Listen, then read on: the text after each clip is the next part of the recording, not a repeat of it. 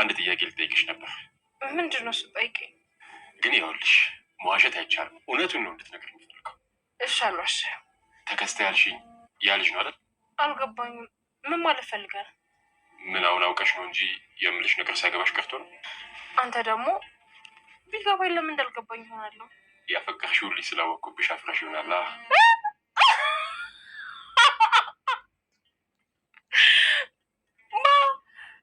እኔ ርብቃ ነኝ ሁለት እግር ሸፋፋው ማፈቅራ? ቆይ ደግሞ እንዴት ነው የምትስቂው? ኧረ ተይ ደግሞ እንደዛ አይባልም እንዴ። ለምን አልስቅ? አንተ ራሱ ታፈቅሯለች ብለህ ማሰብ ራሱ ያስቀኛል። ምን ችግር አለው ብታፈቅር? በዛ ላይ ደግሞ ጥሩ ልጅ ነው። ሲጀመር ታይፕ አይደለም። ወዶ ሳይሆን በግዱ ይሰጠናል።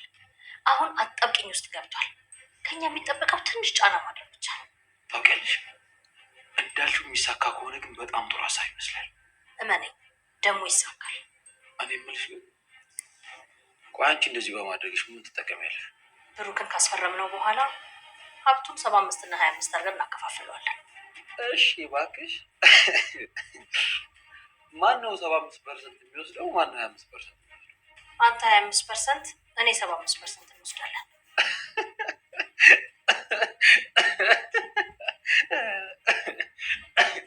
አይ ቆይ አንቺ ማን ስለሆንሽ ነው 75% የምትወስጂው? ሲጀመር እናቷ ነኝ። ሲቀጥል ደግሞ ልጆቹ እኔ ጋር ስለሆነ የሚሆኑት የልጆቹም ድርሻ ጭምር ነው እኔ ጋር የሚሆነው። ይኸውልሽ ይህንን ሀሳብ ከአይምሮሽ ብታወጪው ነው የሚሻልሽ። ፖሊስ ጋር እንደውላችሁ ትፈልጋላችሁ? አይ ምንም ነገር ያስፈልግ። ችግር የለውም። ማን ነው ግን እንደዚህ ያደረጓችሁ? ሌቦች ናቸው አይደለ? እዚህ ሀገር በጠራራ ፀሐይ መዝረፍ ተጀመረ ማለት ነው። ሌቦች አይደሉም እንደዚህ ያደረጉ። እና ሌቦች ካልሆኑ እነማን ናቸው? ሰውዬ ምን ሆናል እንዴ? የምትሄድበት ቦታ የለም ወይም ስራ የለም እንዴ? የትርሲትን መሞት ተከትሎ አሁን ላይ ካያዎች በጣም ብዙ ዝብርቅርቅ ቤት ውስጥ የወጣ ቢሆንም ዛሬ ግን የትርሲት እናትና እንዲሁም ሚኪያስ አንድ ሀሳብ አምጥታለች። ሚኪያስን እንግዲህ ስትጠብቀው የዋለችው ወይዘሮ ሂሩት አንድ ሀሳብ ሰንቃ ከቤት ጠብቀዋለች።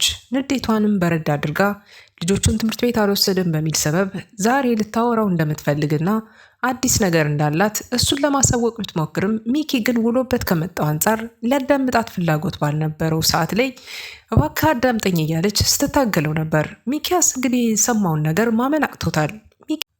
ሚኪና ተከስተ የዛሬ ውሏቸው በጣም አስቂኝ ነበር። ምክንያቱም ተከስተና ሚኪ የሄዱበት ጉዳይ ሳይቀናቸው እነሱ በተገላቢጦሽ ሆነው መጥተዋል። ምክንያቱም ደግሞ ጠላታችንን እንጥለዋለን፣ ዛሬ በቃ የድል ቀን ነው፣ ድል በድል ሆነን እንመለሳለን ቢሉም እህቱ ማህሌትን ጭኖ ወደ ጫካ ያመራው ሚኪ ያላሰበው ነገር ገጥሞታል። ሚኪያስ የገጠመውን ነገር ማስተባበል በማይችልበት ሁኔታ እህቱን እንግዲህ ከአንገቷ ስር ላይ መግደያውን ይዞ የጠበቀውን ግለሰብ አሁን ላይ ምን ማድረግ ይቻላል?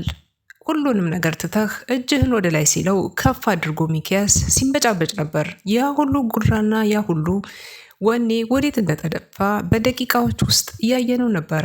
ሚኪያስ እንግዲህ ያልጠበቀው ጉዳይ ነው። በህቴ ቀል የለም፣ በህቴማ የመጣብኝ ነገር ምንም ነገር ቢሆን አይሆንም። ተከስተ ጣለው መሳሪያውን፣ አንተ ጣልና በቃ ሁሉንም ነገር ተወው እያለ እንግዲህ እህቱ በቁጥጥር ስር አውሏት የነበረው የትርሲት ገዳይ ነበረና ይህንን ነገር ነበር የእህቴንም እንዲሁም ደግሞ የሚስቴን የትርሲትንም ገዳይ እበቀለዋለሁ እኔ ራሴ ነኝ እጁንም አንገቱን መቆርጥለት እያለ ሲፈክርና ሲሸልል የነበረው ሚኪ እጅ ወለድ ላይ አድርጎ አሁን ላይ እህቱን አስረክቧት ወደ ቤት ተመልሷል።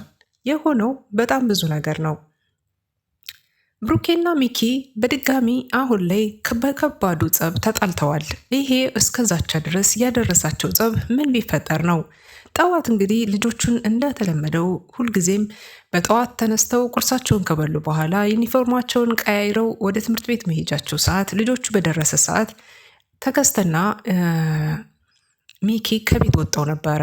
የወጡትም ጉዳይ ደግሞ በማህሌት ደብዳቤ እሱን ለመያዝ ነበር የሄዱትና ይሄን ነገር በቶሎ እንፈጽመን እንመለሳለን ብለው ስላሰቡ ልጆቹን ከጉዳይ ሳይቆጥሯቸው እነሱም ጥለው ሄደዋል። ልጆች ሚጣና ብሩኬ ዛሬ ላይ በግልጽ እንግዲህ መወያየትና ማውራት ችለዋል። ሚጣም የተሰማትን ስሜቷን ለመግለጽ ከዛሬ የተሻለ እድል መቼም ቢሆን አላገኝም። ስለዚህ ዛሬ ሀሳቤን ሙሉ በሙሉ በመግለጽ አለብኝ። ብሩኬን እንደማፈቅረውና እንደምወደው ማወቅ አለበት በማለት እሷም ሀሳቧን ለመግለጽ ከብሩኬ ጋር ብዙ እያሉ ነበረ።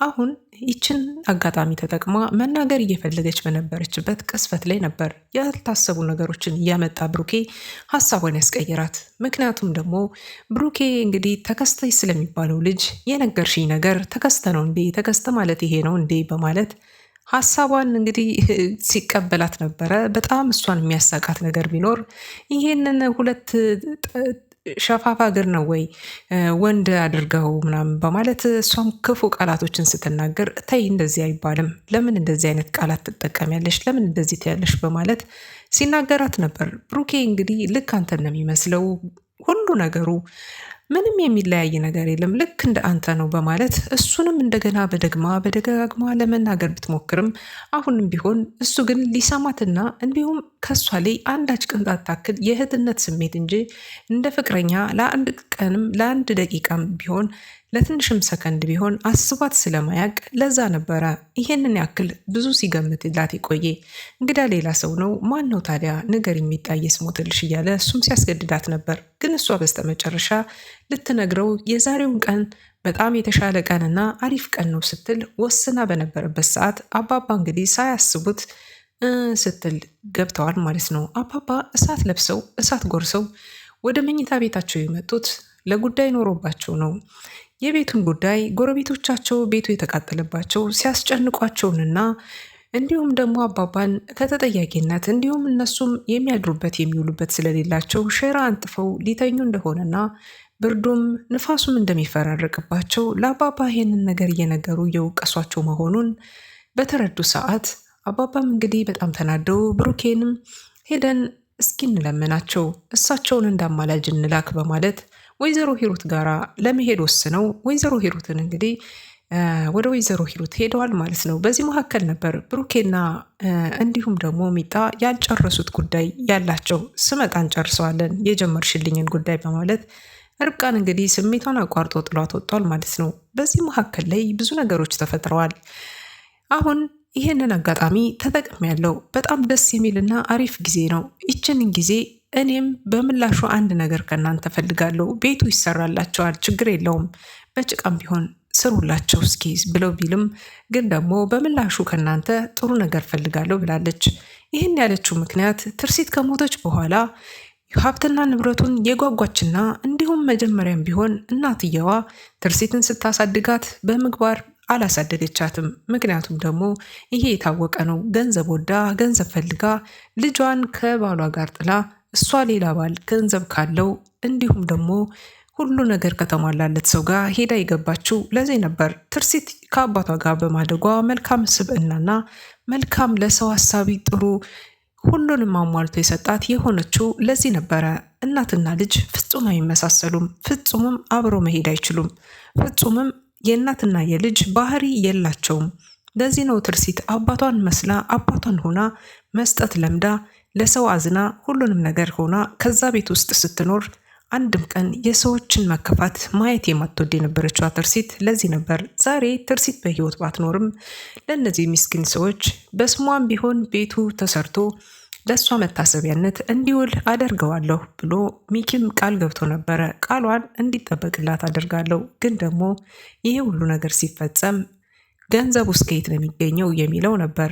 ሚኪ በአሁኑ ሰዓት ገንዘቡ የለኝም ብሏል። ግን ደግሞ ረብጣ ገንዘቦችን እያጠፈ እያወጣ ለኢንስፔክተሮችና እንዲሁም ደግሞ ለበላይ አካላት እየሰጠ የግድያውን እንዲሁም ደግሞ የምርመራውን ሂደት እያጓተተው ይገኛል። ከዚህ ባሻገር ማጓተቱ ብቻ ሳይሆን አሁን ላይ ወደ ትኩረታቸውን ወደ ብሩኬ እንዲያደርጉበት ሀሳብ እየሰጣቸው ይገኛል ማለት ነው። ከሱ ላይ ሙሉ በሙሉ የተነሳ ይመስላል። ዛሬ ላይ ኢንስፔክተሩና እሱ ተገናኝተው ብዙ ነገሮችን ለማውራት ሞክረዋል።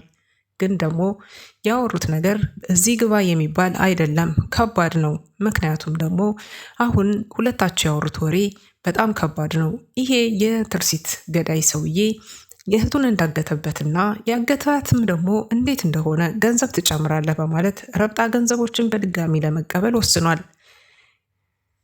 ወይዘሮ ሂሩትና እንዲሁም ደግሞ ሚኪያስ አሁን ላይ አለመግባባት ላይ ደርሰዋል። ያልተግባቡበት ምክንያት ትልቁ መንገዳቸው ገንዘብ ነው። ምክንያቱም 25% ለአንተ 75%ቱ ለእኔ ወስዳለሁ። ስለዚህ ብሩኬ አሁን ላይ ቤቱ ቢሰራላቸው እነሱ በተቃራኒው በስምምነታችን መሰረት ሙሉውን የቤቱን መብት ለእኛ ያወርሳል ማለት ነው። ከዛም በኋላ እኔ 25% ለአንተ ሰጥሃለው፣ አንተ 75%ቱን እኔ ከልጆቹ ጋር ይዤ ልጆችን አሳድጋለሁ በማለት ሀሳቧን ይዛለች። አሁን በጣም ብዙ እሰጥ አገባዎች እየገቡ ይገኛሉ። ብሩኬም ቢሆን በዚህ ነገር እንደማይስማማ 100% እርግጠኛ ነኝ። ምክንያቱም ደግሞ የሰዎቹ ቤት ይሰራ እንጂ ልዕልትን የመሰለች ጠበቃ ይዞ መቼም ቢሆን እንደማያፍር የታወቀ ነው። ሚኪም ቢሆን በቅርቡ ወደ እስር ቤት መጎርጎሩ አይቀሬ ነው። ያንን ሀብት ንብረት ልጆቿና እንዲሁም ደግሞ የቤቱ አባወራ የሆነው ብሩኬ መውረሳቸው አይቀሬ ነው። አሁን ብዙ ነገሮችን እየተራመደች እና ብዙ ነገሮችን እያሰበች ብቻዋን ብዙ እድሜ ብዙ ዓመታት የምትኖርበት የመሰላት የልዕልትና የትርሲት እናት ሀሳቦቿን ዛሬም እያቋረጠች አይደለም። ለዚህ ነው ሆዳደር ሆናለች። ሁሉንም ነገር ማስታወስ ትታ ትናንትናን ማስታወስ ትታ ስለ ልጇ ማስታወስ ትታ ስለ ሁሉም ነገር ትታ ገንዘብ ላይ ትኩረቷን አድርጋለች። ሚኪና ብሩክም አሁን ላይ እሰጥ አገባነታቸው እየጠበቀ መጧል። ልጆቹን አንስ የምትወዳቸው አታስመስል እያለ ብሩኬ እንግዲህ ብሩኬን ሲሰድበው ነበረ። ሚኪያስ ይሄንን ያደረገበት ምክንያት በልጆቹን ዘንድ ያለውን ተቀባይነት ለማሳነስ እየሞከረ የሄደበት መንገድ በጣም የሚያሳፍር አካሄድ ነበረ። ብሩኬም እንግዲህ ይሄንን ነገር ለመቀልበስ በተወሰነ መልኩ ራሱን ለመቆጣጠርና መልስ ለመስጠት ሲሞክር አይተነው ነበር።